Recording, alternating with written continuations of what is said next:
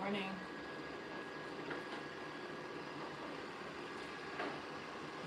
Oh.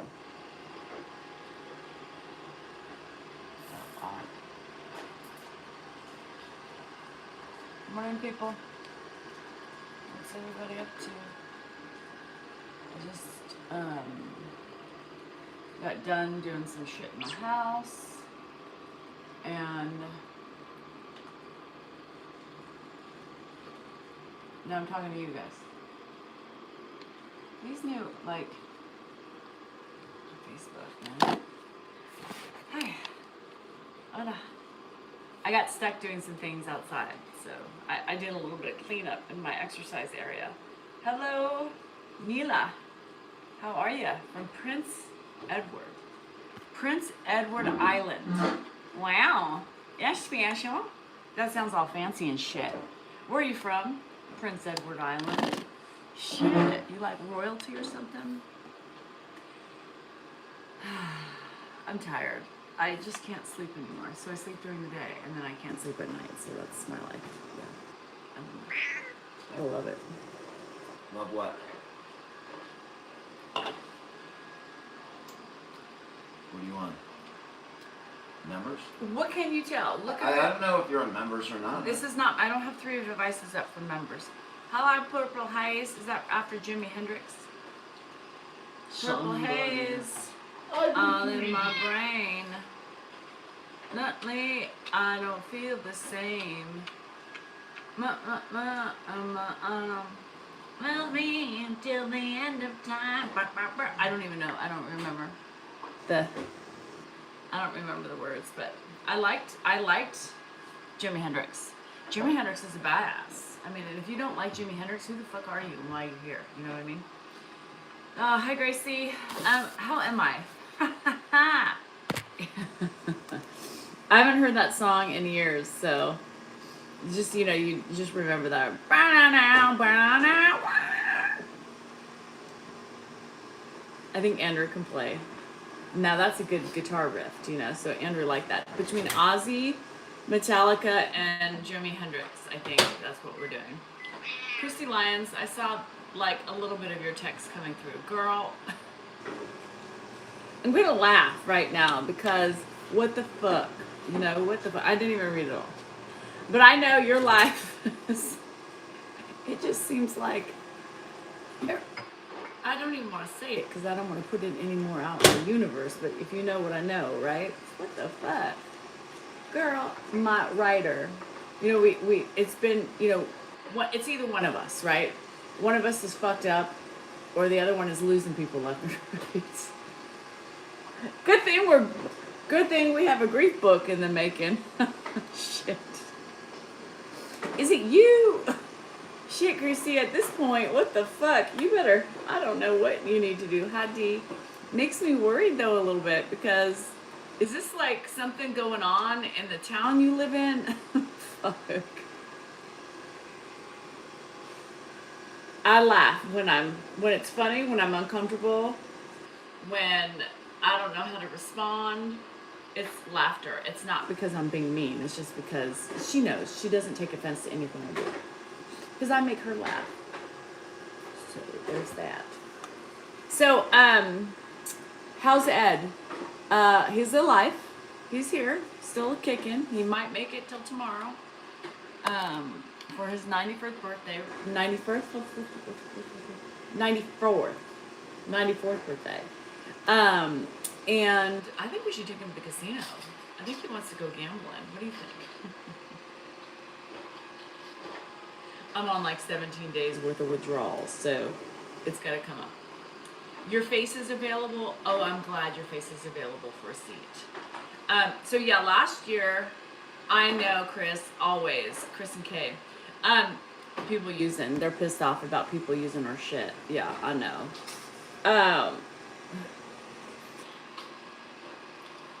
Anyway, anywho, does writing a grief book have to be so hands-on? Exactly. For Christy, it does. So this grief book is taking us forever to get through because she keeps losing people. Like, that's what, when she thought it would be great to write a grief book, I was like, girl, I think you need to write it by yourself. Fuck. It's not funny. This is an uncomfortable laugh because this is not funny. I'm 86 and a half. Our new rug. On a rug. Yeah. I mean, what the fuck? She's probably at this point cussing. She's not a cusser. She's religious. She believes in her faith. She's kind. She's not judgmental. She likes to help people. She doesn't cuss. Maybe a little bit, but not like my words. She might slip out a damn or something. I don't know. She's never cussed in front of me. So, anyway, I don't know. Hi, Vogues. How's that bruise? So, I made it a little further today. I rubbed my hamstring out yesterday. It's so bruised and sore, and I put Tiger Balm on it. And then I put more Tiger Balm on it this morning. I was able to run a little bit over 3 miles without... I did stop twice to stretch. And then I just said, you know what? I just need to walk because, I don't know, I'm pushing it. This fucking street running is no joke. This, I think, wipes me the fuck out. You know? Wipes me the fuck out, street running. Who? I mean, it's ridiculous. I want my fucking treadmill is what I want. Fuckers. So, I'm guessing it's going to take a maximum of 15 days, okay? So we put the call in Monday morning. I've been running on the road since Saturday. So I'm dying. 1, 2, 3, 4 days on all street running, and I'm not a happy camper. I'm too old to be doing this shit, you know? So we have 15 days. So I'm assuming by the second week of April. Fuck my life. You started reading my book? Screw the fucking haters, Denise. Full-time career for my son. Yeah. And you know what? You ain't getting no breaks, girl. Hats off to you. Shit. That's a lifetime commitment. There's an expiration date on that one. I think. I don't know at this point. I keep telling y'all, we always joked in the younger years because he was so stubborn and such an ass that he was gonna live. He's gonna to the outskirts of town, outskirts of years. It's gonna be Independence Day, and Ed's gonna be like, "Where's my keys? Hello, Danielle, that fucker. He's not gonna die, so I'll probably die before him." About the 7 dogs that escaped together in China. Is that your? I was gonna say before I said China, I was gonna be like, "Is that your fucking group of corgis?"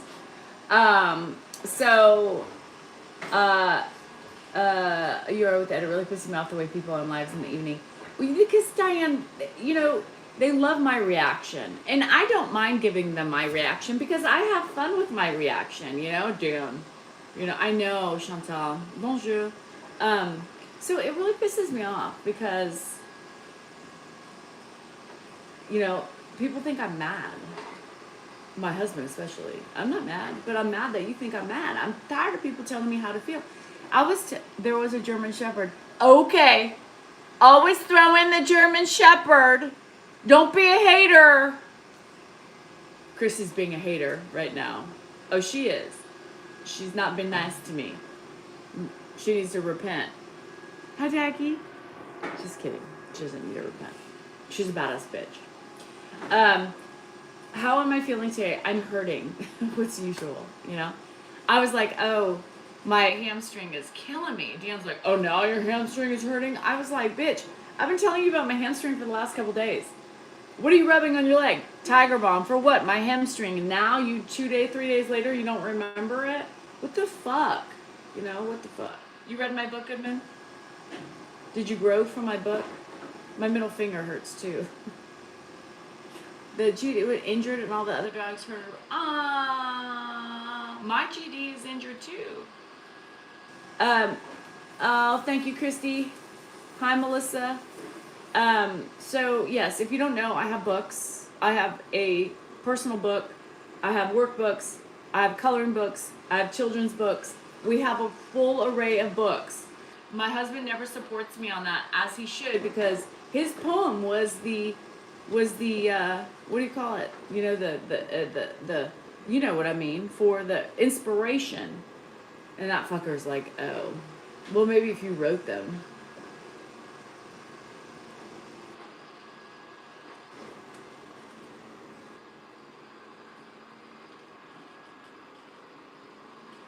So, anyway, Amazon. There you have it, Brittany. There you have it. That's my first book. Second book has Pop swore during his dementia. Oh, yeah. He's jealous. I think he's a little jealous. Because I've accomplished more than he ever has with book writing. You know, he's been wanting to get his poem shit together. He's lazy. That's why he gets nothing done. And that's why he's having to put 25 hours to maintain his bar into like 3 days. You share a birthday with Ed? Happy birthday, Jenny. 44 years. You're young. I'm still waiting to help him put out. I know it'll never happen, and so I just do it because I do it. She does it, and it works. You lost your mom last month. Oh, Brittany, stop it. Stop it. I already cried today. Don't make me cry again. You guys, I can't stop crying now. I can't. It's just ridiculous. I'm listening to the audiobook of the Macy. You know Macy? I forgot her last name. Macy McKeely something from the what do you call it? From the Housewives. And you're 80. You're a youngster. You are young. Shit. I don't think I'm gonna make it to 80. Anyway, I already cried today. Made me so sad. Made me so sad. Diane, I'm hurting. And I'm going off my Lyrica. I'm also trying to go off all these things at the same time. And my doctor's, my counselor was like, girl, you need to stop doing so much. What's wrong with you? Happy birthday, Mouse's mom. Are your squirrels celebrating with you? Mouse's mom has a squirrel inside her house, like it's like a cat. Yeah. The Just Me Macy or something like that. All of it sucks. All of it sucks.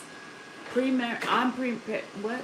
I'm crying, no, not over pain. I'm so used to dealing with pain and just dealing with it that I don't cry. You're healing from a neck surgery? Hi, Warren. Did you ever fix your treadmill? Nope. All of them on Amazon, Holly. Yep, all of them on Amazon. Journals, the workbooks. There's a death workbook, which lets you journal everything down so you have it for your kids. Things that me and Christy combined miss of our mother, you know, because we don't want our kids to be without the information that we're without. So we have I call it the death workbook. I don't even know what the name of it is anymore because I call it the death workbook. Sorry, Christy. And here you need this, I think. Here you need this. I think that's it. But I call it the fucking death book. Are you going to live on Ed's birthday? I don't know. I don't know, Ruth. I don't know where the death is going to take us. I have them on my link tree too. Yeah, search up me or Christy Lyons. I'm still in pain. Oh, I got half of it right. Here you need this, and so there it is. There you have it. Oh no, Christy, I already said. Now she's confusing me. Have you tried doing shockwave therapy? No. What I need to do is a fucking just shock treatment and see if that helps my brain and my body. Because I don't think, and I'm going off of my Lyrica, so I'm starting, I think, to feel more like my knuckles, my middle fingers hurt. Since my mom lost your menopause, I'm losing my mind. Yes, Holly, it's going to be lost. 20 years later, and I'm still lost it and can't find it. My brain's like this. I'm circling for it. It doesn't work. You know what I mean? Your tears are badass and you cry. I know. Well, my counselor was really proud of me for crying because, you know, I tell you about my emotional journey with this counselor, and she's like, Danielle, your whole life you've refrained from emotions. Look what he's watching. I put it on for him. He likes it. Sesame Street. It's colorful. Do you know? It's better. Anyway, you interrupted me. So I think she was mad. She's like, she looked at me and I'm like, I'm crying all the time. I went off Lexapro and my feelings are like so feels in their feels. I don't like it. She's like, exactly, because you've been living that way your whole life. You pent up your emotions. Let it out. I don't want to. I don't want to.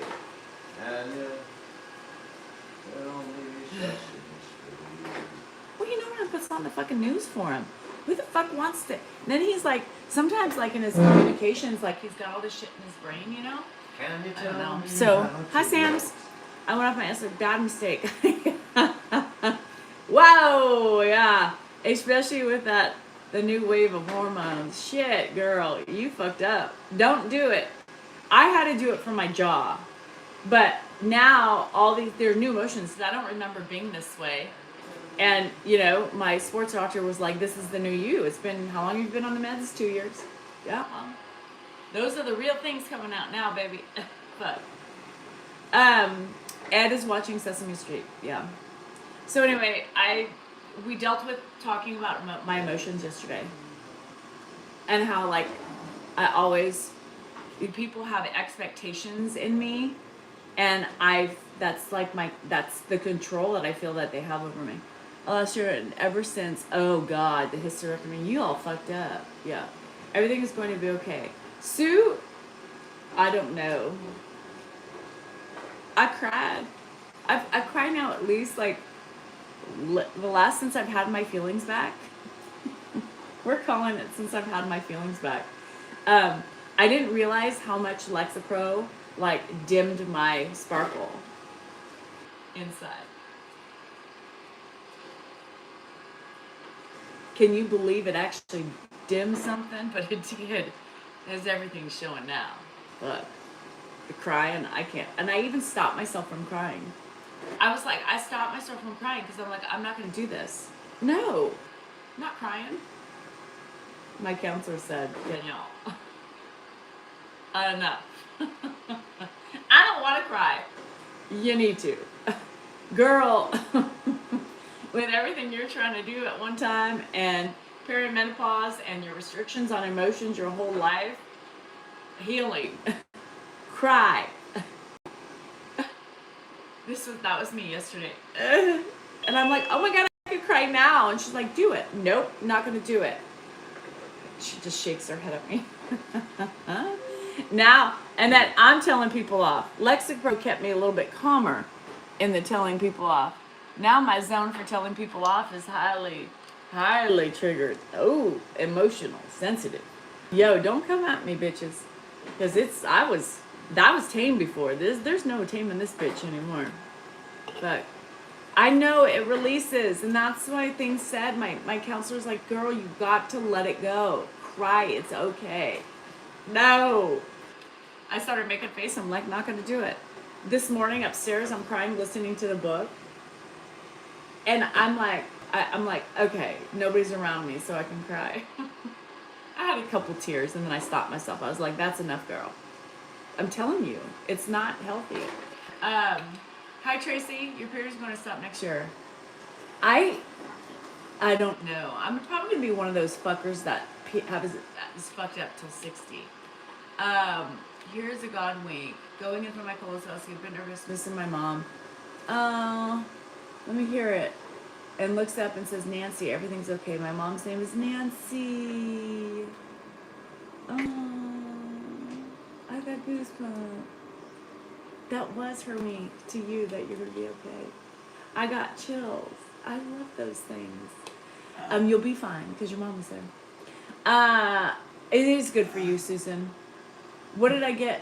I got one of these. I'm going to show you. I got two. I can't wear bras. So I got this sports bra, and it's like a half. This is comfortable. This is comfortable. So I didn't know about this, but I got this one and another one. And because I needed some more jaw bras, and there was two for whatever, so I bought them. Have you tried acupuncture? Yes, and I'm pissed because I had to miss my appointment yesterday because I had counseling, and I needed counseling more than acupuncture, but I needed them at the same time, but I couldn't do them at the same time. I didn't miss it, and now she's gonna be gone in April. Fuck. So I'm screwed for acupuncture. We have to release our emotions. I know, but Lauren, I cannot do it because I have been trained that way. I trained myself that way. I know, Susan, I see you.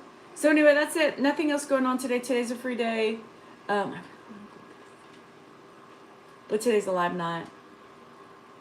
So tomorrow's Grandpa's birthday. Nothing. You guys think what do people think we're gonna do, you know? Yes, Yolanda, it's good. Yeah, because we're all 8-year-old children. I tell you that all the time. We're all 7 to 8-year-old children. I say 7 to 9, and Mel Robbins said 8, so it's good in the middle. So every one of us is an 8-year-old child, and how we respond and how we deal with our own emotions is based on how we were as children.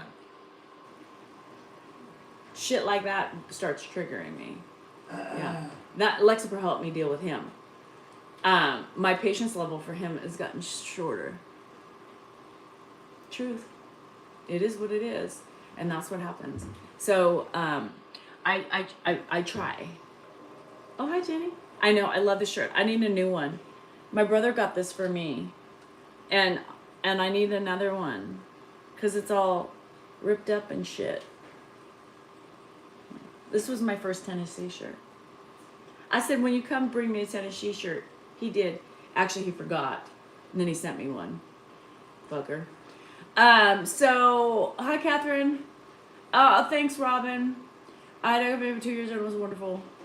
Oh, no. They took it away? Well, you can go get it somewhere else. It's not that expensive. Well, here it's not that expensive. Due to my sister-in-law's funeral today. Oh, no, Storm. Sorry. You're going to get Taco Bell? Oh, God. I had the runs yesterday. You know how bad. I fucking died. I literally thought my ass was on fire. I don't know what the hell happened. I don't know if it's part of the withdrawals. I don't know.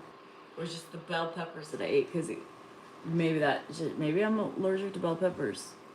You know, I had pimple patches all over my face, and I forgot where I put them. They're the clear ones my friend Vanessa sent me, and I forgot where I put them. So I was walking. My stomach was fucking what? Ed! Yeah. Knock it off! And I made myself ramen. I did make myself ramen. And then I shit some more. But I wanted this, I think, salt. Every time I'm, like that, I want ramen. How long have Who and me been together? I can't with you. You're killing me. He sounds like a bear. It drives me nuts. I can't do it. Like, I start twitching. And that's Lexapro. I'm going to tell you, the most positive thing was that I had more patience with him. I could handle the eating. I can handle all that stuff. And now, fuck. Now I'm struggling. So.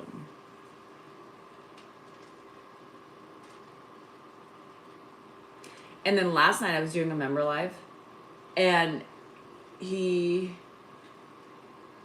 just chattered at the table the whole time. I stopped talking and let them listen to it. The chatter was plucking my eyebrows, dermaplaning my face. I just let them do their thing. Because, I can't, that's another thing that I have a hard time do is talking over people. Like if the TV's on, I couldn't do it with you guys.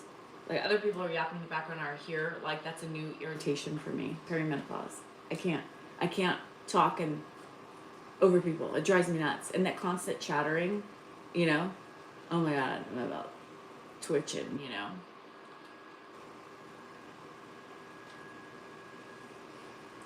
Just because president, I don't know. I mean, what is she like? So I just stopped talking and let them listen to it. It was just a really chill live. I was running back and forth to the toilet. Morning, I re-pierced my belly button on the live. My belly button was open. I was like, let's see if it's open. It was open. There was just a little gunk in the middle and it popped out. So now my belly button rings back in it. We have fun. We never know what we're going to do. It's a little irritated today, but it's fun. So now, but you are doing it. It's okay. People judge, and it is what it is. You think you can do my job better than me, then you can come and see how not easy it is. And how, it's not just Ed, it's the whole kit and caboodle. And people forget that there's a lot of energy in this house, And if you judge, I don't give a fuck, Because you got to look in the mirror before you start judging others. Ed scratches his head a lot. Is that sometimes, probably, Frank, like that one, every time he's trying to process stuff, he itches his head. But he's an itcher anyway. He picks. That's why he always has blood, because he has cancer on his face. And so he picks it and picks it. So he's a fidgeter anyway. Thanks, Kelly. Could be a germ. My son had that run. I had to spray. Oh, God. No, I don't. It's fine today. My stomach feels fine, but all of a sudden it just hit. I had to pour my wine back in the bottle, people. I took a couple sips and I was like, this ain't gonna do it. I poured it back in the bottle. I quit last night. I sure did. Shit. I had a glass earlier after doing the weeds. I was so tense. So I had a glass earlier. I only had a glass of wine yesterday. It happens, you know? Shit. Christy lost a cousin. Every other week she's losing somebody. I don't think I want to meet her ever in person because I don't need that mojo in my life. Do you get a color on your nails? I got a French tip. You know what I forgot YouTube? For those of you, I put a video on YouTube about my haul. I forgot my wreath. I bought a wreath too. A wreath. It's on my front door. Then he wonders why he's bleeding. Yes. Those are the bane to my existence. Because, you know, you're damned if you do, damned if you don't. He's getting them removed on April 7th. So, he won't be able to, well, he'll pick, but it'll be different. Yeah, the wreath. I forgot the wreath. I ran by my house today. I was like, the wreath! Felt like a Seinfeld episode. We're coming home tomorrow from Florida with the grandkids after a nice Stormy. So yeah, so I have nothing going on. Today's just a free day. Yeah, I did my weeds yesterday. I really should go and dig more of that hole to find out what that leak is. Are they for migraines? No. But I know they can help. I want to get the conch, which is in here. That's my next piercing, I think, is the conch. Or no, that's not the conch. That's the date? No. Is this the date? I don't know. I want to get the one inside. This is the conch that I have in here inside. Plus they need because they're healed now, they did make the stems lower so they don't pop out. The date. Yeah, I got it. I remembered it. So my next one is going to be the date, I think. So I have the conch here. I don't know. I might have to do the date in there. But he refused, stubborn ass. Yeah, they're fucking stubborn, Donna. You're gonna pop in. You can come in my ass anytime, Mary. So I was supposed to go. I was curious. So I don't know. I get really bad migraines. I think it's the date. The date is, and I don't know. You have to search. Like, is it for the one? Like, on what side do you get the opposite side? My friend who got a date when I got my conch, I'm gonna make an appointment. I really want to get the tragus is right here. Yeah. None of them hurt. None of it hurt. My ears, I was always so worried about, but they don't hurt. I'm a little, and this one I was afraid to get, the tragus.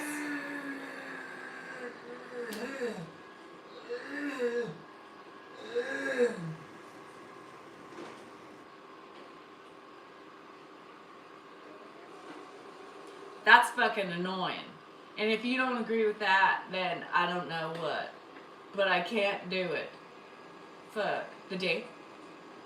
Do you get on the same, what side do you get it on?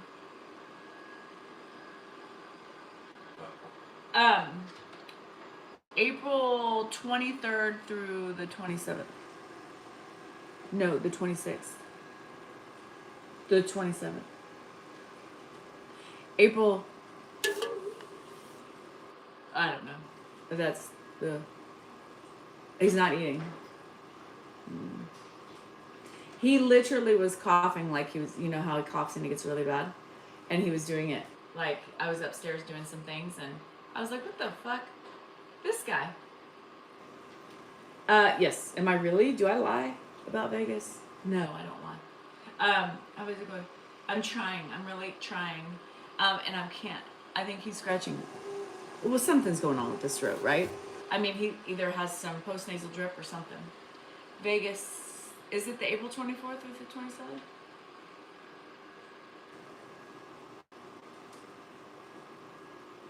Is it not?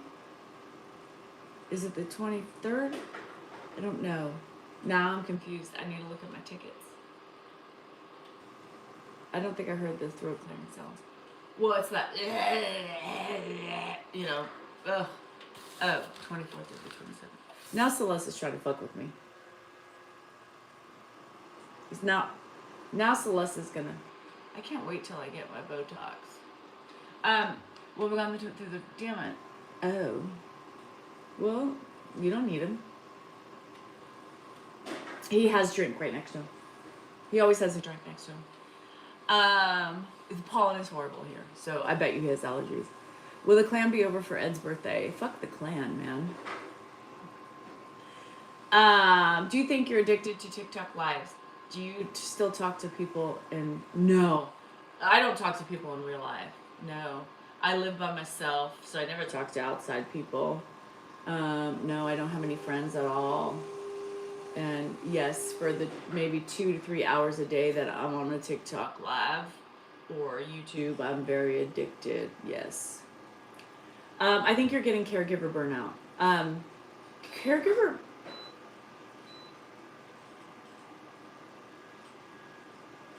burnout is like a constant thing. Like, it doesn't go away.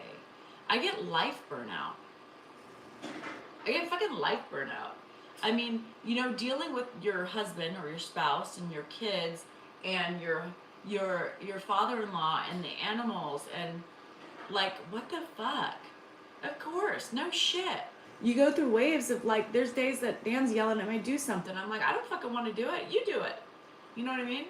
Like, I don't want to do it. I get burnt out on my relationship too. He's fucking annoying.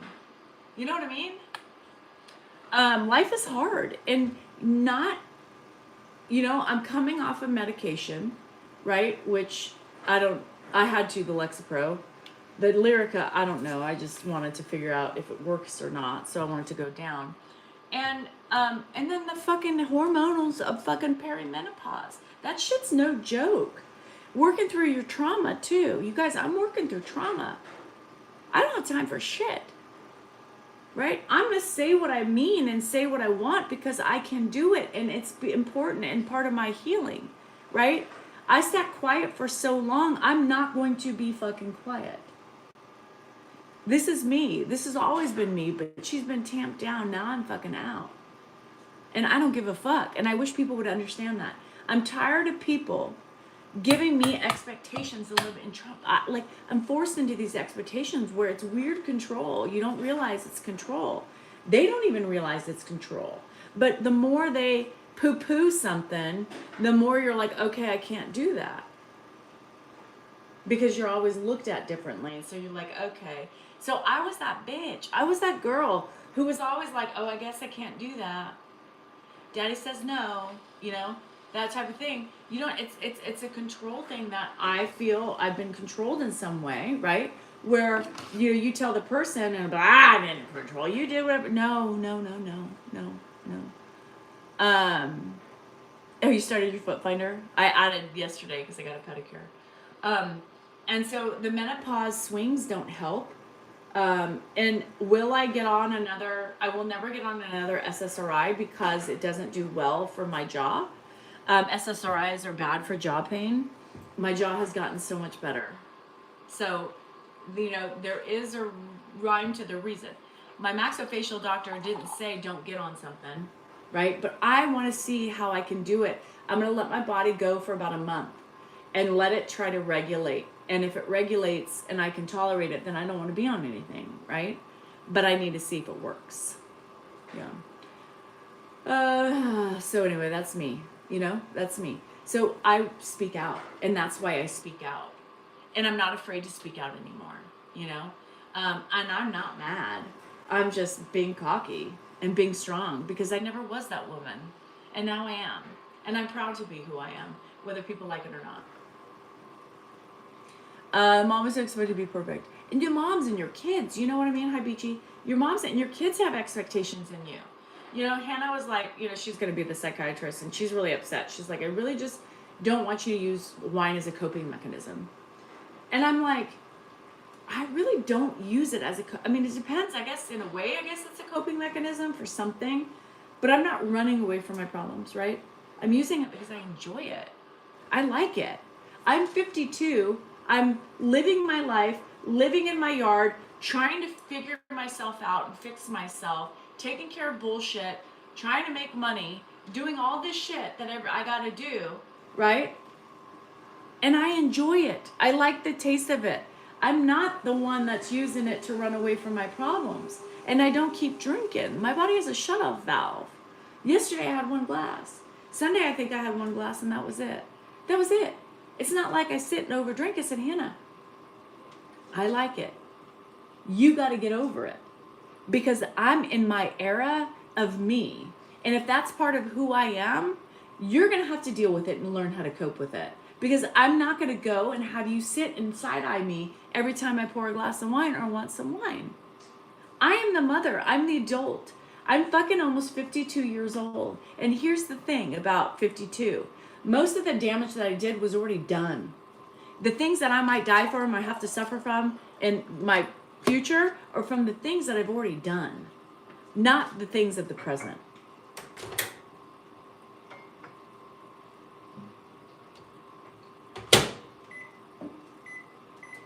So that's what I said. And it's only noon. I do what I want to. And that's the thing. I never used to be able to do what I want to. I never did it. You know, I had kids. Dan wanted me to, oh my God, I couldn't go over the budget, and it was a little budget. I would always stress out over money because he was always bitching when he paid for it. And it was one of those things that it was just a constant thing. I was always that girl that tried to keep everything in and tried to do the right thing and please everybody because, in a way, Dan raised me, in a way he raised me weirdly. And so, I looked up to him. I didn't have anybody else as a figure in my life. And that was my boyfriend. That was my husband, and I used him as a guidance. And, I did what he did, and I didn't do what he did because it wasn't correct or right at the time. Now, I'm doing whatever I want because I want to.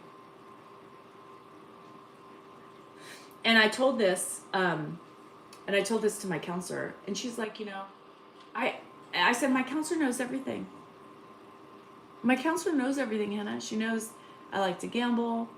I like to, do all those things. And I like to have wine.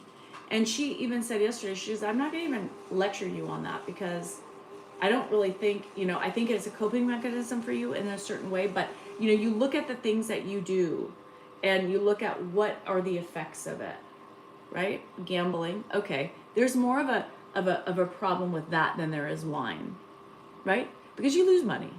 It's just bad habit, right? It's bad, but it's okay if I can do it within reason, right? She's like, I'm not going to be mad at you for having some control over those things because you're setting your boundaries, right? As long as you can afford it, it's not taking food off your table, all those things, then you can do it within reason if it fits in your plan, right? And then with the drinking, she's like, we've talked enough about that, for you to realize, like, I'm not even going to be on you about that because I don't think it's the bigger problem. The bigger problem is releasing your shit, So, it's all bullshit. And that's what Adrian, that's the problem. That's the thing is like, I'm so old and I was so wrapped up in a shell for so long that my mom didn't have a chance. And I told my counselor this yesterday too. I said, not only did I, do what I saw because I thought that was the correct way. And even though I wanted a beer at lunch, I knew I couldn't because I would be judged or whatever. And blah, blah, blah, blah, blah. Right. And so, I set those restrictions on myself based on what people told me, right? Whether they said it or not, I made those that no, because I could tell by reactions. And so,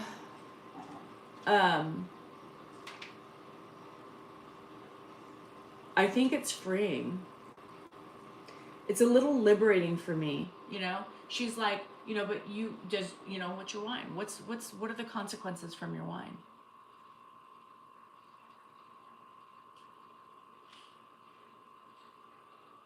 There's none. Right? I drink You know, I don't drive. I don't go out and drive. I drink when I know I'm going to be safe and I can have fun. I never drink when I'm sad. You know, I drink because I'm happy. And it tastes good. And I love to be in my yard. And it's just a summer thing. It's supposed to be raining all next week because I'll be drinking because I'm sad. But you know what I mean? As it fucks with the sinuses, not mine. So, you know, it doesn't affect me because, you know, if I drink, and I told her, she goes, well, how much do you drink? I said, some days it's a bottle. Some days. And some days it's not. Some days I don't even want wine. I want like a cocktail, and that would be one drink. You know, some days I very rarely do I not have something, but there are those days. But are you burning? Are you gumming? You know, are you doing anything before you criticize other people? What are you doing for escape? Everybody needs a little bit of controlled, you know, escape, not escape, what's the word she said? Coping mechanism. You know, we all need our little thing if we can control it and there's no bad consequences. She's like, what is your, you know, gambling? What's the consequences for you? I said, Dan gets pissed off. You know, I lose a couple $100, you know, and then that's it. And I spread it out. If I could, I would go once a week, you know? If I could, I go once a week. I go according to what I've saved for that trip specifically. It doesn't detract from my food, Ed's care, you know, my house, my finances, you know.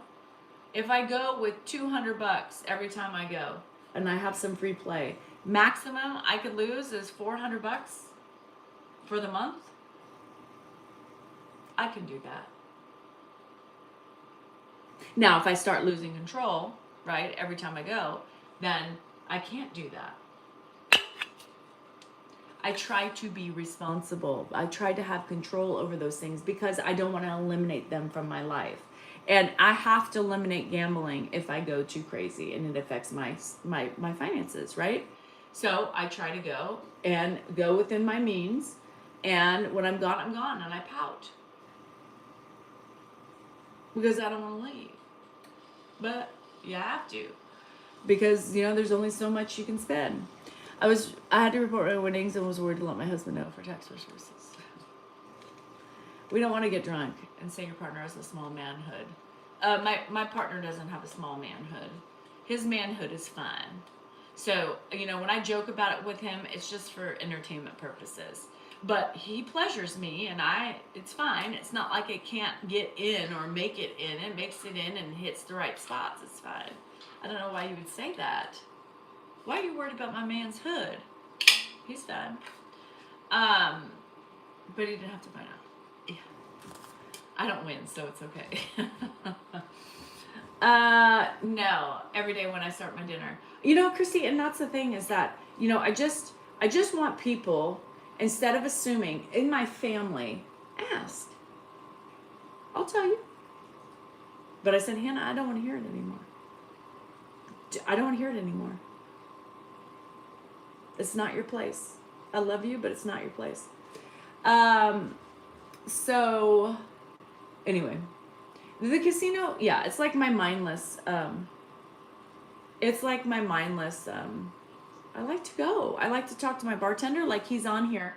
He started yesterday, his plan. I like to go, we shoot the shit. You know, we talk, and then the regulars show up, and you have fun, and then you walk around with people sometimes, and you go play some machines together. And sometimes if you win, they give you money, and you give them money, and so we can keep it. It's just fun, you know?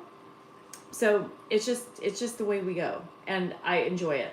And I'm gonna go this week at some point because it's been 16 days. I counted because I want to make sure it's been over, you know, like 2 weeks ish. I wanted to go last week, but I was like, girl, you can't. You gotta wait. So, yeah, and I don't hear the things, you know, like I'm not at home.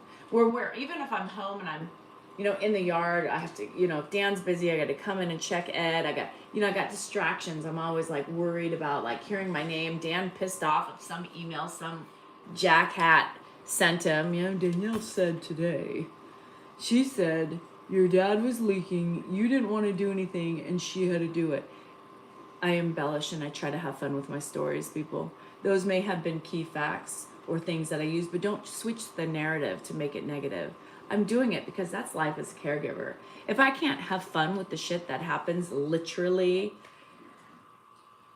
then I would go insane. And other caregivers need to hear it. So those of you looking, listening, and taking notes, get my stories straight and get the intonation, the tones, and the hand movements that go with it. That should give you a little clue of my funniness that is putting it behind the irritation of what the fuck. We're caregivers. We're going to fail sometimes. We're going to forget. We're thinking somebody's changed them and we're not going to communicate that. And then you're going to have a fucking mess because that's what happens. Just like with your babies. It's not that big of a thing. Accidents happen, right? And how do you get over those things? I laugh. Hagwalks, bygwalks. I make fun of the situations because, that's what releases the tension for me and the anxiety. And other people need to hear the issues that we face or the issues that we fuck up on because it makes them feel normal. And the fact that you have to tattle to my husband, I have nothing but love for my husband. Does he irritate the fuck out of me almost every day? Yeah.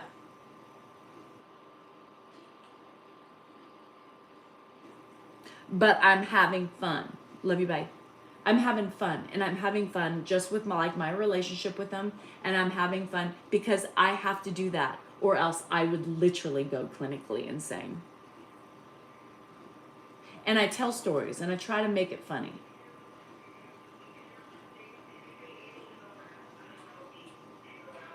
I think he could go out if we wanted to.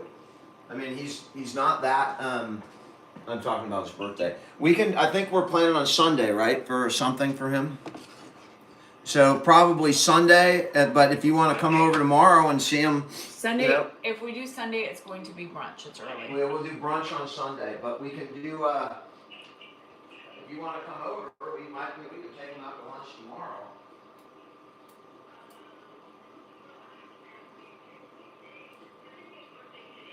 It's tomorrow. Okay. I have Spanish tomorrow from 11 to 12. And I can't bring the puppy, so Jay has to be home. Why can't you bring the puppy? He's not vaccinated all the way. He has to have like one vaccine. But he's got all that tapeworm and crap taken care of. He can't be around other animals yet. He did one more parvo before I can take him out to other dogs. All right. Well, he was around Frank. Well, he was around Frank. Frank was exposed to all his. I hope Frank doesn't get anything, but well, either way, sis, if you want to see him today, you can see him today. He's not shouting. You want to see him tomorrow? You can see him tomorrow.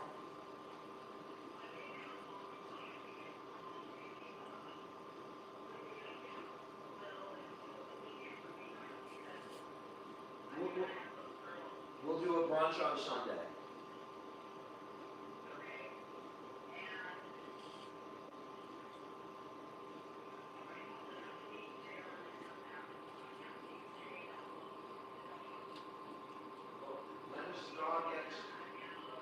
When does the dog get its thing?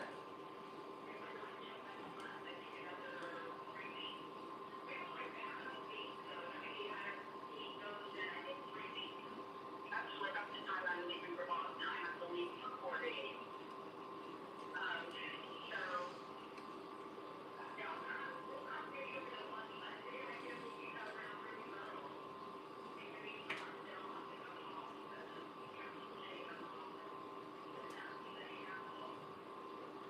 Yeah, I know. I'm sure it is a handful. All right, we'll figure it out. I think Dave's interested. I don't know if Adam's coming, but I don't know if he's gonna fly, but he was asking. So whatever, just talk to the girls. We'll figure out what works. All right. All right, sis.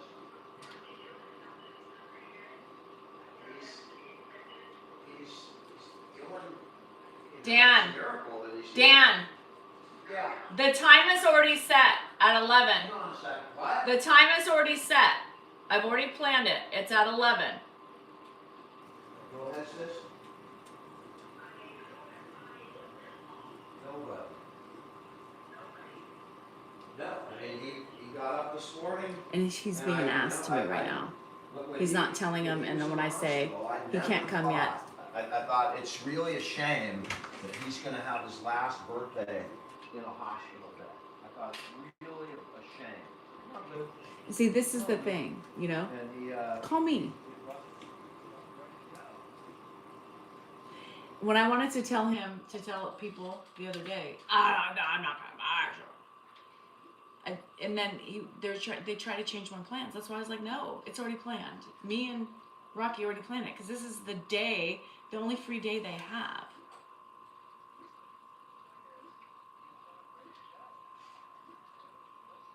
I could cry. He doesn't. Hi, are you feeling better today? Are you feeling better today? Your hip's bothering you, I think. Your Baxy's being weird at night too. Like he almost can't get up. So I don't know if he has. He broke his hip last year. Remember, on his birthday. He was broken last year. Yeah. So I don't know. Now everybody's coming. Didn't know that. And if I didn't hear that conversation, I wouldn't have known until like the last minute when there wasn't enough food. Yeah, so Charles, it's so funny because he runs around all day, you know? And then he's like at night, it's almost like he can't, his back legs hurt. And his tail goes between his legs. It's just recent. So he's 12, I think. Yeah, he's 12. They change everything. And it triggers me because it's already done. And ask me what I need you to bring. You love him. Dan, here's the thing.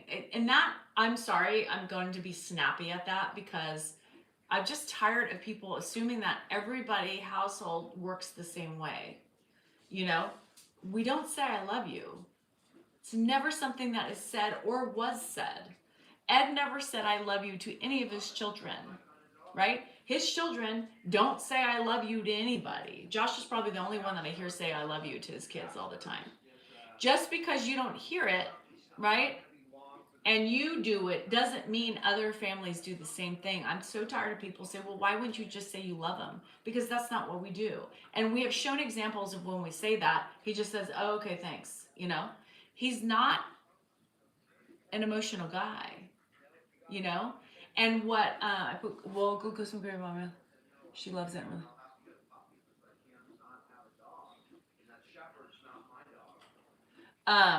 Yeah, send me the link. And so, you know, he's just not that way. All families aren't that way. You know, I tell my kids all the time, you know, love you. Jennifer, I don't know why. Because I do love you. Click. She's just not that way either. You know, I mean, this family didn't show emotion like that. So when you don't see it and you're not around it, you tend to not do it, or you change your mold. It's up to you. That's how it was when I grew up, and honestly, it affected me. I can tell my kids. Yes, and it affected my kids, 100%. Because then they started, like, people were hugging them, and they're like, oh, what do we do with that, you know? And so, you know what I mean? Like, it did affect them. It fucked my kids up, the emotional thing. Yeah. And then I wouldn't cry in front of them, you know, because I didn't want to them to think that I was weak. I wanted strong girls. What the fuck? I fucked them up. That fucked them up. I do beachy all the time. I try, Colleen. I fucked up my kids. We all fuck up. We all fuck up our kids. It doesn't matter how hard you work, you're still going to fuck up with your kids because it's up to your kid's mind what is traumatizing for them. So, here's the thing, Daisy. A long time ago, I remember having this conversation with Dan, and he's been on my last nerves the last couple days because, he's doing this thing and because he waits the last minute to do everything. And then the,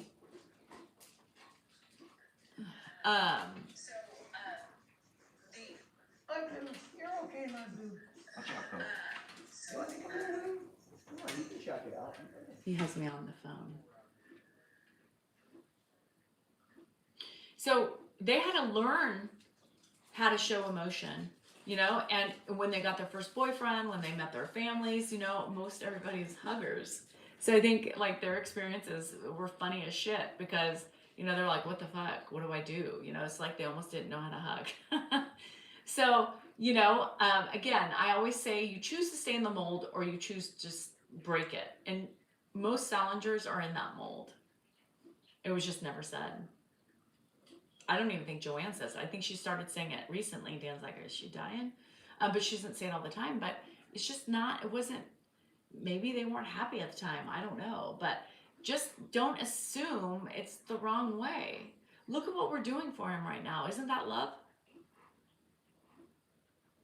Taking him in, taking care of him for the last 5 years. Isn't that love? Yeah. My mom was affectionate. Yes, my mom. But, you have to remember that when I had kids, I think it would have been different had my mom been alive because my mom would have been very affectionate with the kids. Because her family's affectionate. The Behar side is also very affectionate. So I think that would have been good for the kids to have her. But she died early. So they probably don't remember that. So yes, my mom and I said we loved each other all the time. But you can't do it to people who don't do it back. It's weird. So I stopped doing it to him because I never got it back. And some people just don't see that it's a problem. I remember one time Dan said something to me and he said, if I said I love you every day, it just takes away the meaning. And I remember that to this day. Because I said, why don't you tell me you love me? And he said, well, why do it every day? If you don't do it all the time when you say it, it actually should be more meaningful. Because you can say I love you, simple. Everybody can say that.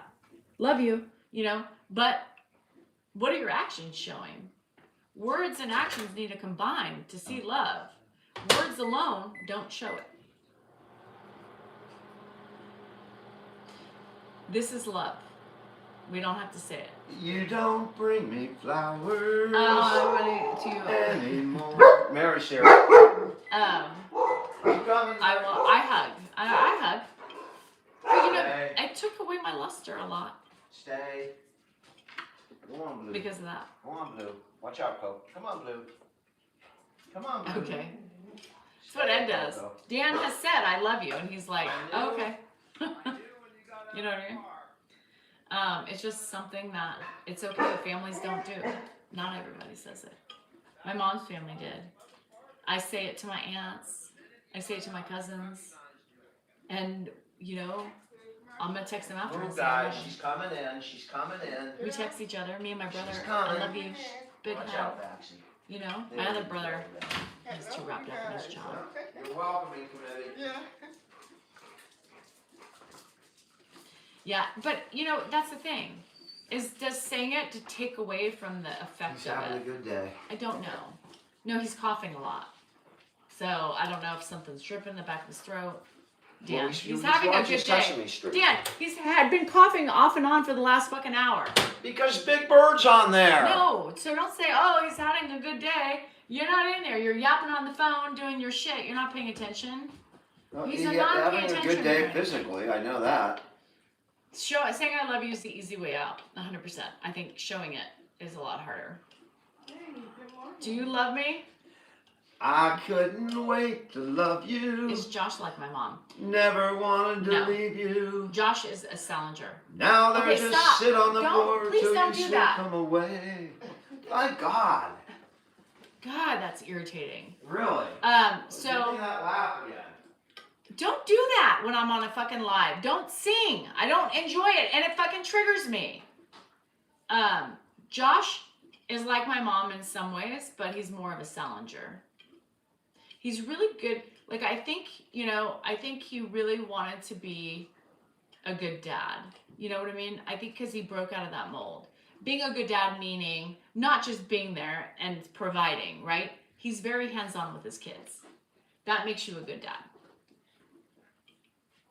A better dad, right? So I knew he wanted that to be important to him because he didn't have it, right? He was a latchkey kid. I was a latchkey kid. Josh was a latchkey kid. He had to figure out how to get to practices and stuff like that. You know what I mean? So, oh, you too, Susan?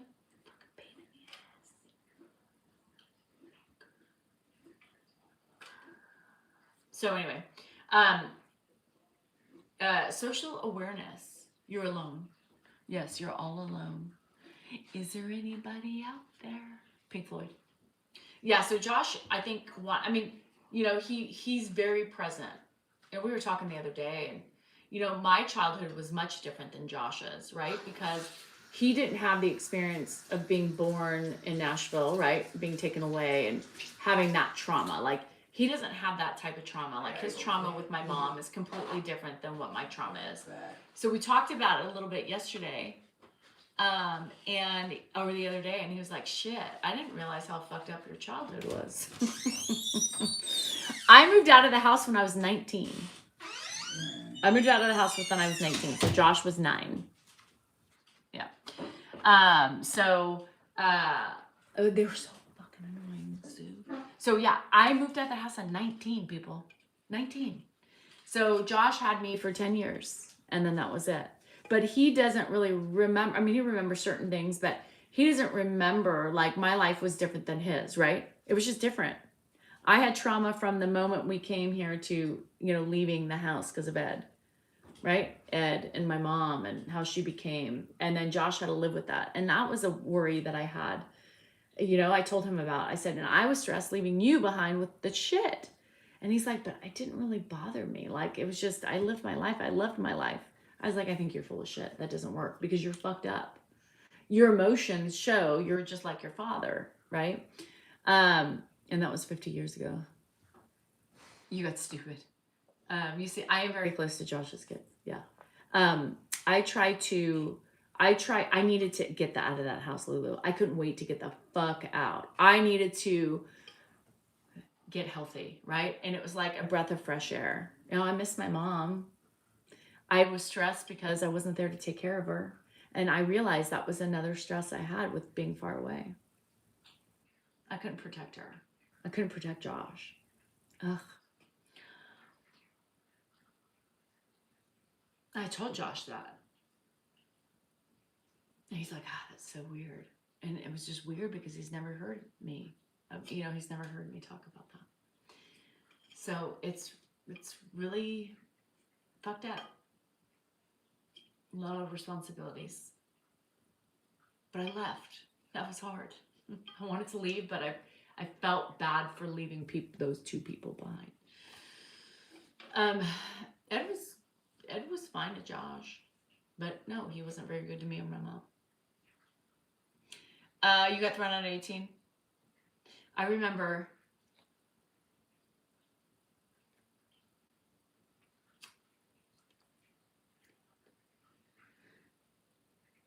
everything cries now.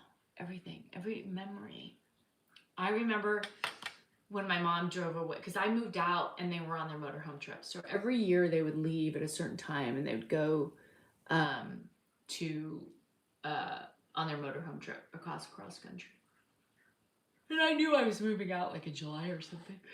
We moved out, I don't remember. But I remember when they drove away, Josh, my mom and Ed. It was the last time I saw him at the house. Then I moved out like a month or so later. It's crazy. It's crazy. I still remember Josh, Ed driving and backing out. I'm sad. Ed's your dad. No, he's not. Ed's not my dad. Hello, Sam, from my hometown of Tennessee. And I missed her. Couldn't protect her, but I could protect myself in certain ways, and I did, I guess. And then I felt bad for Josh. And I'm sure he's got traumas, but he's just not recognizing. But I think he's fixed some of those traumas, a lot of those traumas, by changing his patterns. Mostly. He's still a sounder. Excuse Blue Kitty. She's... Hello. Sorry, Blue Kitty. She likes to sit on my calendar here, or sit in the seat that I'm my seat. So she's trying to find a place because I'm in her way. Oh, fuck. Girl, if you fell and clawed the hell out of me, I would not be happy. Okay, Blue, move, because I gotta go anyway. Anyway, hey, Linktree has my address, Leah. It's in, do you know how to do the Linktree? If you go to my page on YouTube and you see my profile pic, it says Linktree, you hit it, and then you'll have the, oh, I'm ready, Marty, let's go. Do you tell that to Josh? Yeah, I told that to Josh. I think it was the first time I told him that the other day. I told him all that. And then I told him he still needed to fix some Salinger's stuff in there. Fucker, you know? I'm like, still, don't do us wrong. Don't do at least a little bit of the hope we got inside your bloodstream. Don't do us wrong. He's a good dad. He is a good dad. I mean, he's really there. He's very, I mean, he's a pain in the ass, you know. Very competitive. But, you know, when your kids are playing competitive sports, we get a little crazy. So I try to enlighten them on the things that I've learned through the process. That's my job. And I tell Josh that. I said, yeah, I'm just enlightening you, bro.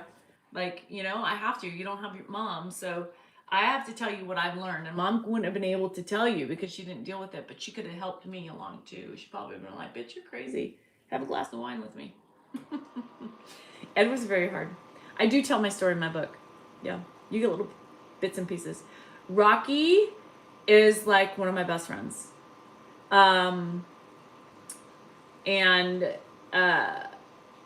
Is she like me? Yeah. I mean, we kind of are the same person. We're vulgar. We're bitchy. We like to talk shit, you know? So yeah, we're a lot alike. And we're each other's support system. It's like we're sister-in-laws, but we're also best friends. We have the same husband almost. Bum, you know? No, my treadmill's not fixed yet. What did Ed really do? It's not something I'm going to get into right now. Nothing physical. He didn't cheat or anything like that. He just was an asshole. He was just a stubborn, controlling asshole. Not very nice verbally, you know? That's it. Simple. Leave it alone. Hi, Philly. He's not like that today. You know, but our story, people want to know questions on why I was so always upset with Ed. Well, we have a tough history. Very tough history.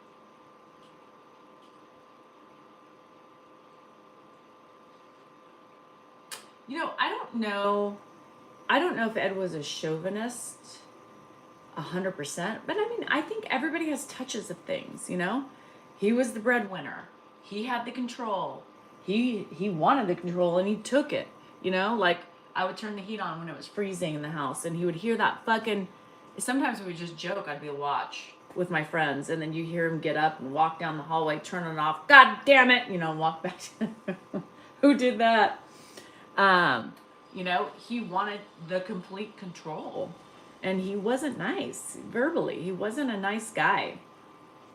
Wasn't a nice guy. Just wasn't a nice guy. Hi, Ruben. I didn't see you. And I'm not the victim. I'm not saying I was. But thank you for giving me attention.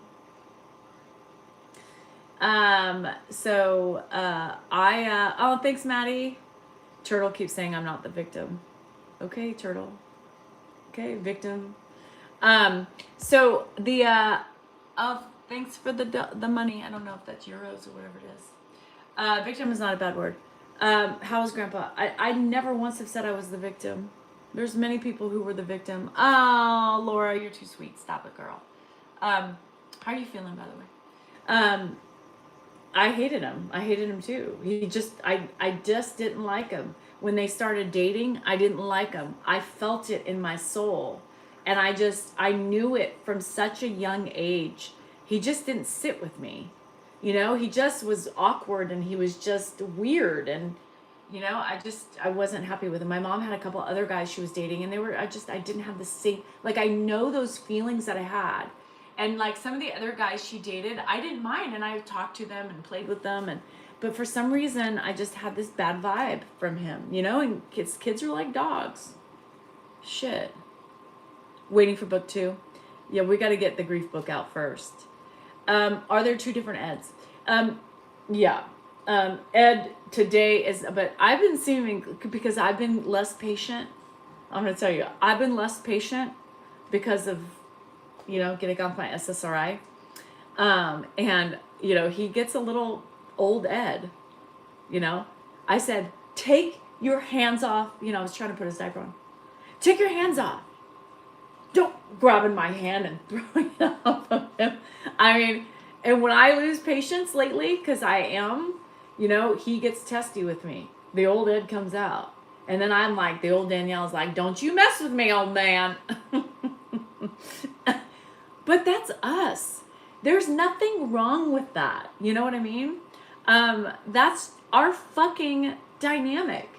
You know, people don't like it, but it's not your dynamic. It's our dynamic. And that's the dynamic we've had from the beginning. It comes out. And it's coming out of me because I am not calm right now. Maybe I'll never be. And it comes out. I brought it out in him the last couple of days. Yeah. Because I've been snappy. Oh, and he'll snap back. Oh, let me tell you, he's a piece of work. And then it gets me fired up and triggered, you know. And I'm like, you little old man, do you know what I'm doing for you, bruh? Tough love. And, you know, and it's okay, you know. It's okay. He asked me the other day, he said, how you doing? And this is a typical Ed, right? How you doing? I said, well, Ed, my hip hurts, my back hurts, and I'm sad. And he goes, oh, that's too bad. So look at those oranges over there. I mean, that was typical, like what Ed used to do. You know, some stupid, you tell you you're falling apart. Or sometimes like he might say, your hip hurts, you know, I wonder why. Maybe you should rest it, you know. So it's different, but I'm more snappy, so he's more snappy. So he doesn't forget. It's in there. It's in that brain. He's a parent to you. Of course you guys are going to go out. He's not a parent to me. No, he's not. He's my father-in-law. I've never thought of him as a parent. And it triggers me when people say that. He wasn't a parent. He was just somebody who was in my house that I had no respect for and didn't like him. And I was miserable growing up. And, you know, what you need to remember is that despite my past with him, I figured out a way to have him in my house and to take care of him. Do I like it every day? No. Do I get pissed off doing it? Yes. Do I show irritation when I'm doing it sometimes? Especially now. Yeah. I'm irritated. Sorry. It's tough. But you know what? He's not a parent. He's never been a parent. He really has never been a parent to any of his kids. Maybe in the earlier years, but he's never been a parent. He's just been a body that you knew you could always call and say, Dad, I'm in trouble. I need help. Oh, God damn it. You know, I don't have the, you know, that's what he was. He wasn't a participant. He was just in the background there. And people knew they could go to him when times got shit and they needed money or help. That was Ed. That was Ed. And that's most Salingers. Some Salingers have changed, but some haven't figured it out. Did he go to sports games? Yes, I believe he went to the football games. Yes, when his kids were. I mean, there was a period of time that I don't know about, right? Like I say, it's like Joanne says, I'm like, Joanne, I don't know how you did it. She goes, girl, I don't know how I did it either. She goes, but there was a time where I was in love with him and things were good, right? Things were good. And then they weren't. So, I mean, things change. People change as they get older, and they were married young. And, personalities shift and life just takes you a different way. And, that's the story of it, I think about my childhood and how fucked up it was, right? But my mom thought she was doing it really for, it's kind of like a business arrangement. Like, I wanted another kid, he wanted companionship, she wanted safety, and it was something that they tried to make it work. And there was times she didn't know she could. And, but if it didn't work out, I wouldn't be here today, right?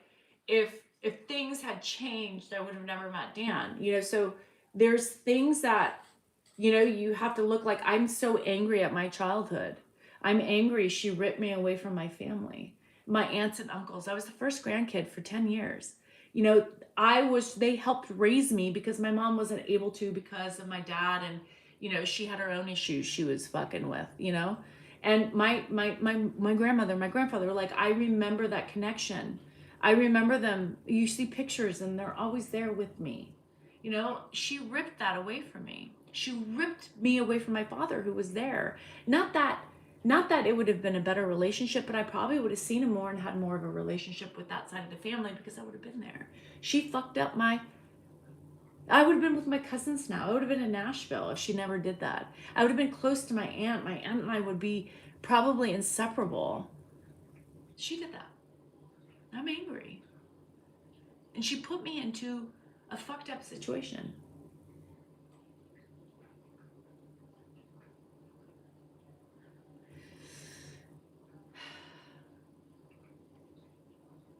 Right, Daisy, and same too. So, but then I have to stop and be like, okay, but, I'm here, but I'm here alone.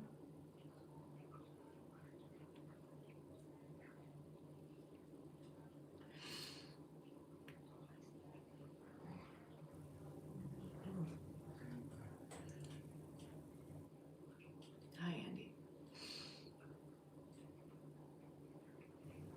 Yes, I have my kids and I have Dan, but I don't have my family.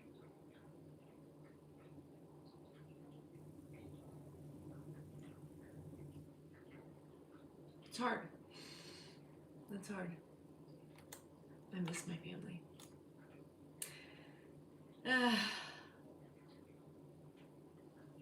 But the closest family I have is Josh and Rocky and the kids. And that's good. That has to be good enough. So, who can I reach out to? I talk to my family all the time. Yeah. I talk to my family all the time. You guys, most of you become family too. Because you're here every day, cheering me on, laughing, supporting my ridiculous humor. Everything does happen for a reason. I know, but it's still sad because I just wish I wasn't so far away. I tell my aunt says that all the time. She's like, I just wish you were here. I want to come over. I want to have dinner with you. I want to go to the casino with you. But it is what it is. This is life.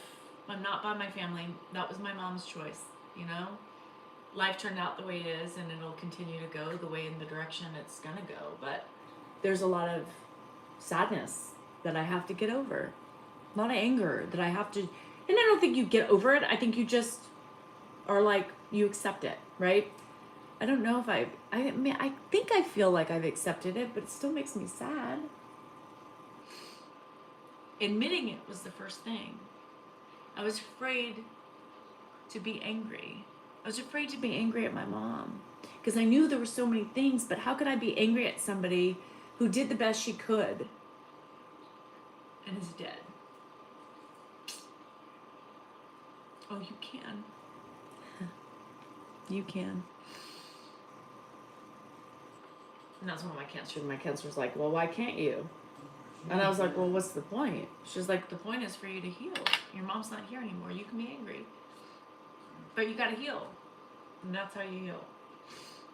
So, and that's what she said. I said, what's the point? She said, well, the point is for you to let it go, rip off that Band-Aid, accept it, or learn to accept it. She goes, your sadness is never going to go away. I mean, that's there, but you've got to learn that it happened, and it's part of who you are, and you've got to take it out of that. You got to let it heal. And by saying it, it makes it heal. Oh, I'm in touch with my family all the time. My mom's side, but not really my dad's side. One of my, and you know, I love my therapist. I mean, she makes me say things. She puts things to me. You know, she's very supportive, and she's very to the point. Like, you can be angry, and you are angry, and that's okay. And I said I was afraid to be angry. There was a line in that book, and I just broke down. I was afraid to be angry at her because I was her protector. I took care of her. How can I be angry at somebody that I protected and that you know, it's those are the things that your mind plays tricks on you. I know, Lisa, I'm sorry. Yeah, and you guys talking about it, and this is why my dad's dead. Yeah, he shot himself in the head and survived, and then died 2 years later because the bullet dislodged. It stuck. You know, don't ever. Anyway, so, I don't know what I was gonna say. Oh, talking about it for me is coping. Talking about it, venting. I've always been an open book. I'm always open because it helps me process and it lets it out. The minutia. I can just feel like I can talk about the minutia. You know, get it out. You know. Many people, some people, small handful of people out here don't understand that. Now, why do you put your life on hold? Because that's the way I can cope and release tension and make fun of it, right? I'm mocking my relationship. I'm mocking the issues we have. I mock my relationship with Ed sometimes. And I do it in stories of little bits and pieces that have happened. And that's just me. That's how I cope through the stress of caregiving and wifehood and fucking having a house full of, you know, shit and animals and, you know, all the other shit that I have to take care of.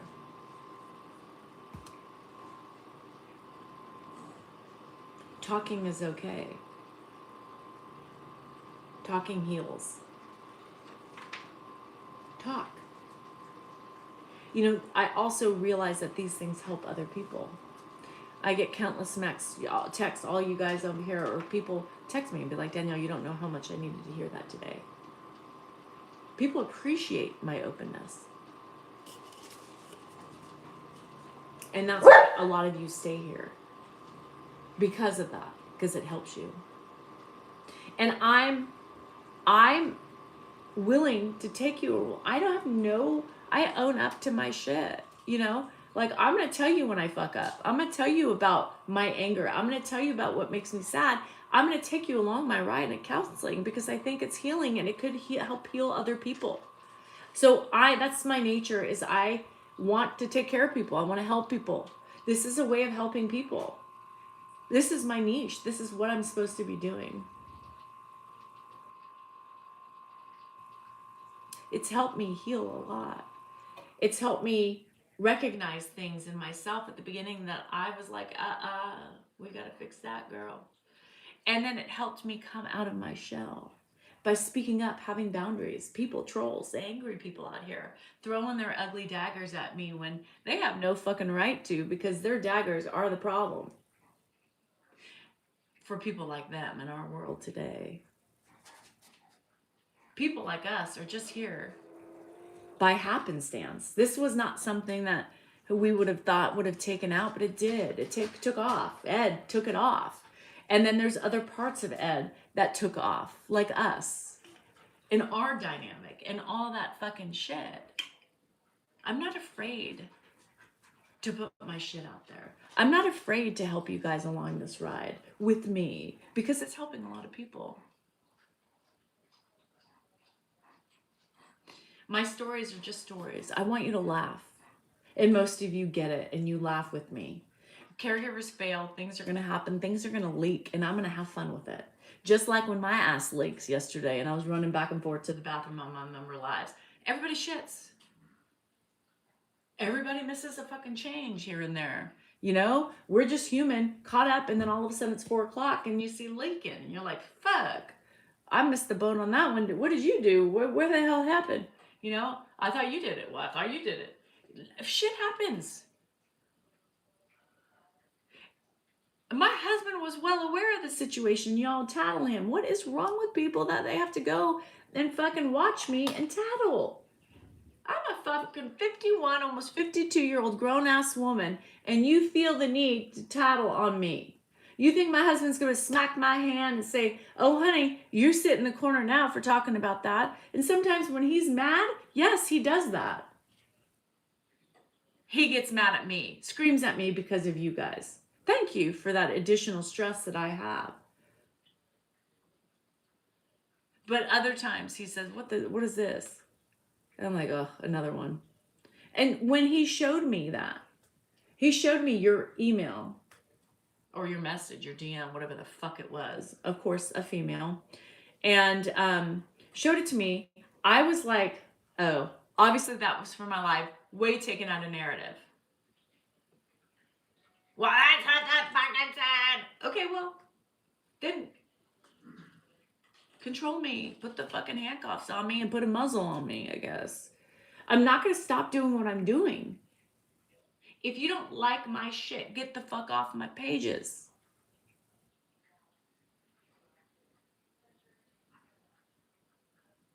I diffused him after a while because he was pissed off anyway. So, of course, when he's pissed off, that shit's going to emotional. And I was like, okay, believe her. Have a conversation with her. Apologize for my horrible fucking behavior. Just trying to make people laugh out of real situations. My fucking bad. Dignity here is we don't tell everything. But it was a funny situation. I was angry at the moment. But when you look back on it, it's like, okay, I made it through. It was okay. Now we can laugh at my situation, right? Because I'm sure other people have the same problems. It's called real. It's called life. And it's called putting a spin to have fun with it. End of story. Because if I can't do that, I ain't having fun. Handcuffs and a muzzle do sound kinky, but not my cup of tea. Fuck. So, you know, my response was like, fine, then I just will get off. Okay. Basically, you're telling me if I can't talk and have fun and make fun of shit, then I can't be on social media. Because y'all know my fucking shit doesn't stop. I can't. What do you want me to do? You're here because of that shit. You're here because of my crazy. So now you just want me to be like, hi guys. How was your day? Happy Wednesday. I appreciate you so much. We are so blessed to have him. We are so blessed to have our caregivers. We really are on that one. And we are so blessed that, you know, everything's perfect. He's just a sweet, kind soul. Sweet, kind soul. No, we don't have any problems. Everything's fine. No problems, because we are the best caregivers ever. We change his diaper every 2 hours. We make sure he gets neck massages. We wipe his mouth from anything that may be filtered down on that. We respect him and all his dignity. We love him and we cater to his every needs. We spend hours talking to him. Yeah, my yard's totally neglected. I have 2 acres. I can't take care of it because I got to sit here and talk to him all day. I can't leave him alone for 1 second. God forbid he doesn't have company or somebody to talk to. You know what I mean? Engage his mind. Here's Blue Kitty again. And I am so happy that I have been blessed with a husband like Dan. And I'm so happy we have this opportunity to take care of his father. Now, I was cheering him on when he said, baby, I think we should do it. I said, baby, let's do it. Blue Kitty, you're in the fucking way. Stop growling. You get off my space.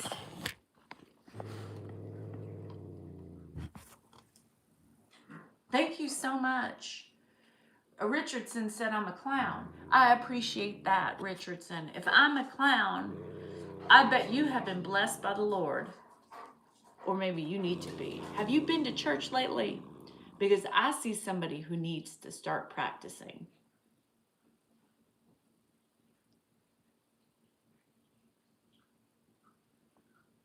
Thank you, Linda. I love my shirt too since I was born and raised in Nashville, Tennessee. Well, until my mama ripped me from my family. My sprinklers, yeah. Fuck, that ain't me. That's boring. You guys want to watch that? No! You want to watch me in all my sass. Yeah. And all my words of wisdom. Blue Kitty, shut the fuck up. Look at her. This bitch. She's just over here growling. Now, she's over here just bitching because she's in my fucking spot. Look, she's over here with her head above you guys, just growling because she wants to be here in my spot. Yeah, I'm a clown. I try to be a clown to make people laugh. I mean, it's not rocket science, y'all. Half of the time you guys laugh more than you're not. Right? Shit. Fuckers. Look in the mirror, Richard. Because I bet you would see a clown. And he would look like Bozo. Okay, I gotta go back. Let me tell you something. I've been wanting those jelly shoes on TikTok. I bought them. Finally, they were in stock, so I got them. Jelly shoes. I got the clear ones today. I also bought some pants. These pants were so fucking cute. They were hobo baggy. You know, they hide out the fluff and look comfy with a little bit. Oh my God, I'm so excited. I was like, I got these. So I bought 2 things. So I'll let you know if I like them. And if I like them, I'll put them on my shop. Okay? So anyway, I just wanted you to know that. I'm glad, Melissa. I know, and people tell me that all the day, that they thank me, and that's what the thing is. You thank me by showing up. People thank me by giving me gifts. People thank me by giving me money gifts. People thank me in all their ways of all the things that I do for them. And I know it, and it was weird for me at the beginning because I was like, how do people, what do I get, like, how is that, you know? But like, it's something I had to adjust to over the last 3 years because, you know, I'm like, this is weird. I help people. It's weird, but it's what I'm supposed to do. Whether I'm making you laugh, taking you away from your moment like the shot machine does for me, or whatever, you know what I mean? Battling with the fucking bozos on the internet. I have fun with that. That's like a boxing match. It's like, okay, let's have some fun. It's like a cat and mouse game. It's like me throwing the mouse up in the air if I was a cat. You know, hitting it a couple times, watching it run and chasing after it. I love doing that shit. It's silly to send my husband emails. And it's crazy that people think they have a right and should have a right to do that. What? Have you not seen us on the lives? And then he took that situation that she was complaining about, that he was pissed off that she sent it in the first place and I was in trouble for a while, and then had fun with it. What? We do that shit, and so does he. Get over yourselves. Motherfuckers, how come nobody texts me about Dan's behavior? Y'all should, because sometimes he's way out of line on those lives. Fucking way out of line. Nobody sends me emails. Shit. I want some emails complaining about Dan. Just kidding, don't. Please don't. I don't need to hear anything. I hear it, I cringe just like he hears it and cringes when I say things. Don't do it. I don't want any more flooding of shit I can't get to. Just kidding. Ha ha ha ha ha ha ha. No, bitches, stay back. No, and I love it, Debbie. I love this new me. They are trending big time, so I bought them. I finally got them. I can't wait. I love them. They had a pair. I didn't like them. They had a pair. I almost bought them, but I was like, I really want the ones online. And I tried them on, and I was like, okay, these are pretty fucking cute. I put them on my Foot Finder account. I went and tried on 3 pairs of shoes that one of them wasn't, it was just ridiculous, like this odd, gaudy fucking bow. But I took pictures. I just got my, pedicure, so I was like, this is perfect. I put this on my Foot Finder account. And the jellies, I want the jellies. If they fit like the ones, the other ones were INC, they were at Macy's. So I don't know. I can't wait. Those are gonna be rocking. I'm gonna be rocking and sweating in those fuckers. I don't care. So anyway, I appreciate you. You know, I'm myself. Shit, I can't handle that shit.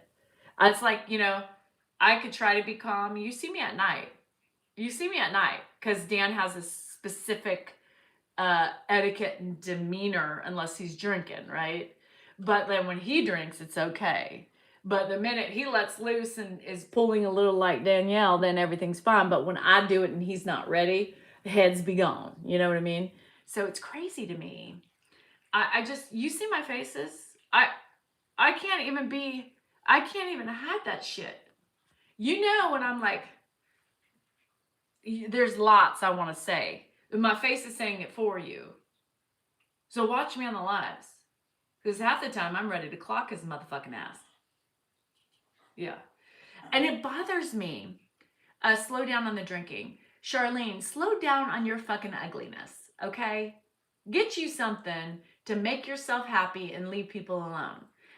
Why do you think my drinking is a problem? Do you know how much I'm drinking? I tell you how much I'm drinking. And I don't think it's a problem. Yeah. So, girl, when you can do that and drink a glass to 3, which is in a fucking wine bottle, run 5 miles, exercise, clean a garage, take care of sprinklers, fix shit, dig holes for things that need to be buried.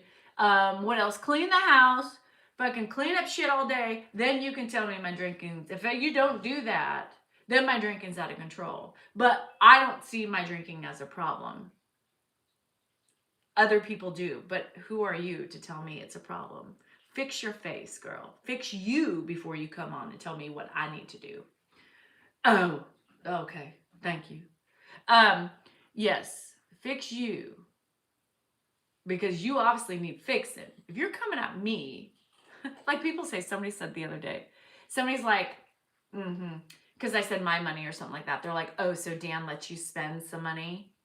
First of all, I just want to put it out here. I make money doing this, doing my foot stuff, selling books. I make money. I contribute to the household that needs my money to survive. I get no fucking money. We don't get, Ed's Social Security, whatever he gets. I don't even know what he gets. It goes straight to Mark. Mark controls. He's the banker. Mark gets everything. Shit, Mark could be spending it for all we know. We don't know. You know what I mean? Like, we have no control over finances. Yeah, I have a foot finder. So, I've never even seen a Social Security check. I've never even seen anything. He's got a few bills that Mark pays, and the rest of it goes for his care, which means the caregivers, some of his stuff, like diapers and pads and all that stuff. Yeah, but that's it. So just remember, I make money too.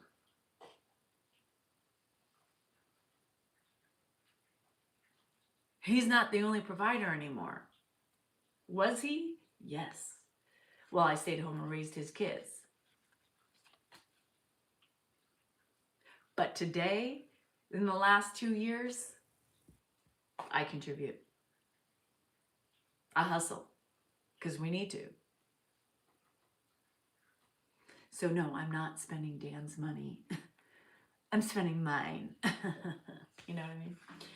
I don't get paid. No, we don't get paid. We can't. I mean, he doesn't have enough money for me to get paid, right? His money goes to helping, right? His living expenses, right? And his care and the other things that we do, right? We do Dan's lunch. He probably pays for his lunch, I mean, there's certain things he pays for, but there's only so much money left, people. It's not like a overflowing bucket of funds. It's going. I'm also the York guy. Yeah. So no, there's not enough money for me to get paid. It's just enough money to like get him through, right? And, you know, we don't know what the future holds. So I'll take your money. Yeah, we don't, Ruth. We don't get any assistance. We get nothing because Ed has too much money, right? In order to get assistance here, the person needing assistance can't have anything. They have to have like less than like $1,000 or $2,000, something really crazy, you know? But yeah, so I was a provider for 17 years, been through an agency. Yeah, that's what we use. So I wish. I don't think we don't qualify.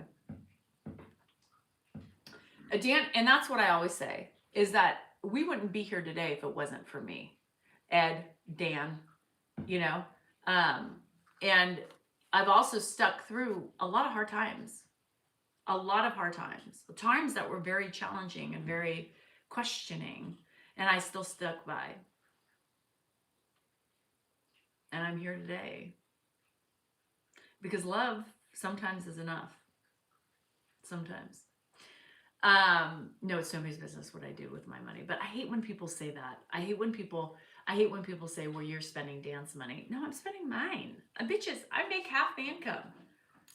If he's doing ads and stuff like that, you know, he was making more, you know, but he doesn't post as much. So I'm probably equal. He might be a little bit more than me, but not before he was a lot more than me. And you know, it's social media, so it's up and down. But we're thriving and we ain't starving. we're thriving. So anyway, I share with you our money situation. I don't even fucking care. But no, I don't take care of Ed's money. Nor do I want to, because you think I want my hands in that when the time comes. Hell fucking no. No. Could you imagine? No, that's why Mark, the most neutral person, is doing it. Yeah. Yeah, no, his income has dropped a lot. It was really like for like a while, I was like, damn, this is good. And he's always like, well, it's not gonna stay that long. We sure as hell didn't. Sure as hell didn't. Damn it. Anyway, it's okay. You know, it's social media is cyclical. You know, you get ads, you get good pops, you know, a little here and there. The ads help, sponsorships help, which we don't have. And selling shit, you know, like being influencers by like posting everything. You guys looking in my link tree, buying stuff on my Amazon list and everything that I use, you know, that stuff adds money to us too. Hi, Jen. So anyway, I gotta go. I got shit to do. You know what I mean? I got an itch, but I don't think it's gonna happen today. But I want to go to the Dollar Tree. I need to get some stuff, and I got to take the dogs out. I don't know what's going to happen. I'll probably end up getting stuck here again because I'll get wrapped up in a project again. FML. The two of you are married. The money is a we situation. Well, yeah, but I mean, you know, they like to say Dan's money. Bitch. Fuck. It was Dan's money. I'll give it to him when he made it and worked it. But now I'm hustling like a motherfucker. So you better accept that I'm making and contributing to this household too. You know what I mean? Shit. It's hard work. Do what I do. Come on here every day. This is exhausting. Share your shit, then do everything else that you got to do. And this cat is pissing me the fuck off. And then do everything you got to do. You got the process? And it's hard, this job. And to do it all with a smile, coming off of your SSRI. Hey, bitch, you ain't gonna have a smile anymore because I'm pissed. Ricky, Bobby, my money's going up. I'm worth more. My prices are going up. Do you know who I am? Shit. Anyway, I gotta go. I gotta get some shit done. Love you, Costo. Take care of your ass, would you? Hope your infection's under control, though, seriously. I'm sorry about laughing at you. No, I'm not, because I would have laughed anyway. Love you, bye. I'm going to stop by because I know there's probably a ton of cards in my mailbox box. My P.O. box. So I'm going to go check that too. I have things piling up for Ed. I'm mad because I don't get any presents anymore because everybody's buying them for Ed. Shit. Anyway, just kidding. I love you guys. Thank you so much for being here. Thank you so much for the support per usual. I love all of you. And I know I'm here because I'm supposed to be. And I appreciate you, sticking around for me. Love you, bye. See you tonight. Tonight's a live night. If I don't kill Dan. But love you, bye.